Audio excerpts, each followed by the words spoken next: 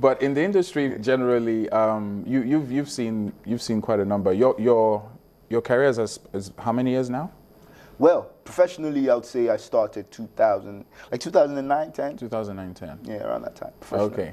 Yeah. Now, tell us how the whole Hello BAE came about. A lot of skits, a lot of people sending in their versions, their stories, some very humorous, some very vulgar, but entertaining at the same time. Definitely. I mean, you know, like I said, I was trying to engage my fans and followers via my social media platforms a bit more. So while I was going to put out the Hello BAE, actually, before I put out the Hello BAE track, okay, I had been putting out some skits, some short skits, you know, starting with that catchphrase, Hello BAE.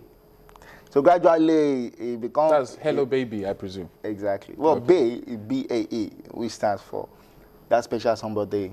It stands for before anyone else. Okay. Yeah, so that special somebody in your life is your BAE.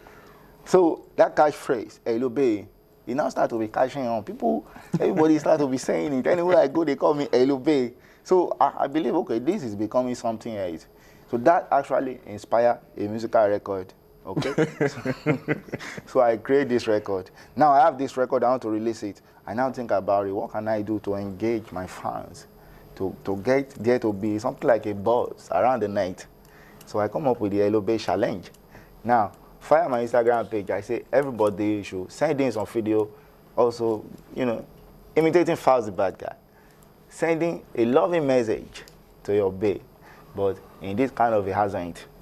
Understand me now? So, in fact, the kind of thing I'm receiving, I myself, I can't believe it. Some might say you're doing injustice to the English language, that a lot of people who watch your videos, who follow you, who are young, might be led astray. How do you balance this with... You have a good foundation when it comes to education, but for those who might get a bit carried away, you find out that they start SMSing or texting in this lingua. How do you address that? I think it's important that my fans and followers also stay in school. That is going to be so much helpful, because if you really focus on only Falz bad guy language, or let me say Prt.2 language, then anything can happen. Have you given this language a name? Actually, I should think of it. I don't necessarily have a name for it, but I think I will come up with something. Okay, because I was talking to Jennifer Funkakidele, who came visiting, and she was on the phone with you, and I just threw it to her. I was like, that it would be nice to actually have like a dictionary, the way you have Urban Dictionary, which is different from your English dictionary. Would it be nice to have a dictionary of all these words and definitions? No, definitely. Is this something that you're looking at? Definitely, it's in the plan. We need to contemplate it in a proper manner. It's not something that we dive into. At least we need to plan it so strategically. Professors of English or English lecturers or anybody in the education sector might find this very, very difficult to swallow. I'm also a professor of English language. Which university? What do you mean? You mean university? Of? I don't want to announce one now. And then change mine. You know. Now, taking the issue of your profession, your background, being a lawyer, you're still doing that?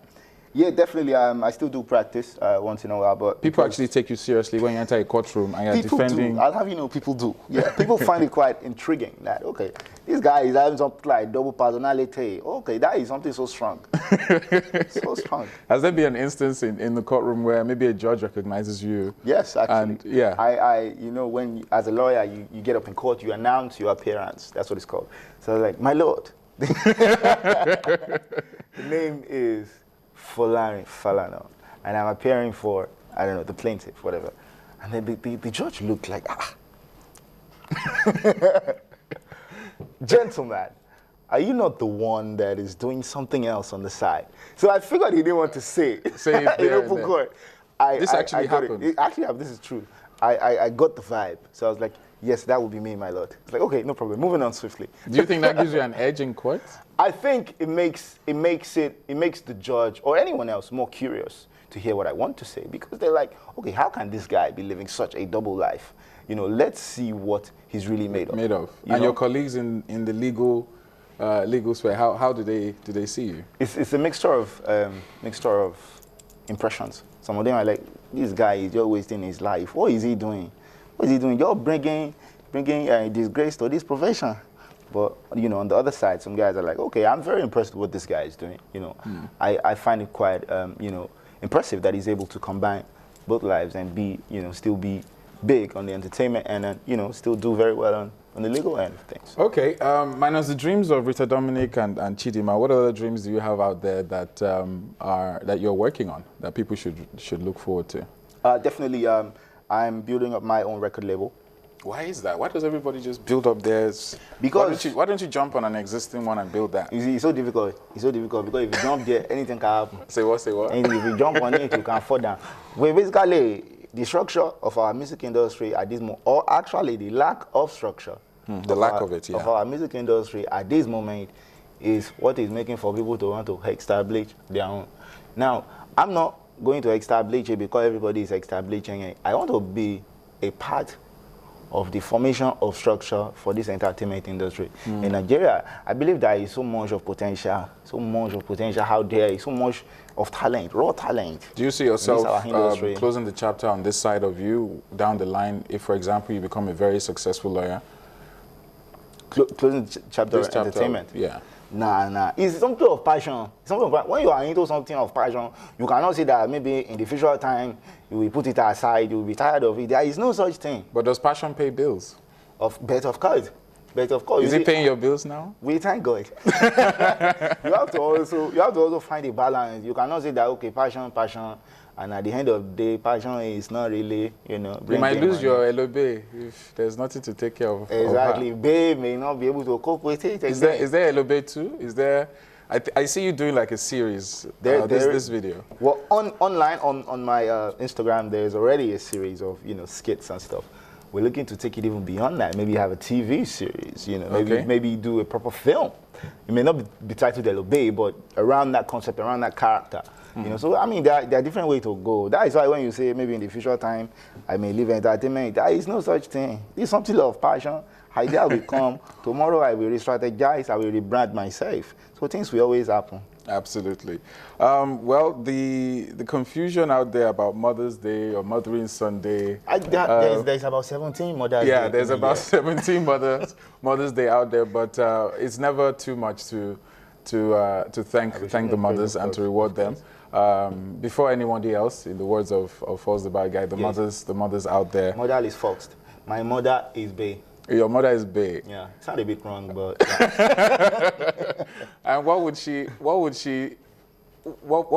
Anyway, I would like to delve more into that aspect as to what the family is thinking about you right now. But you're doing so well.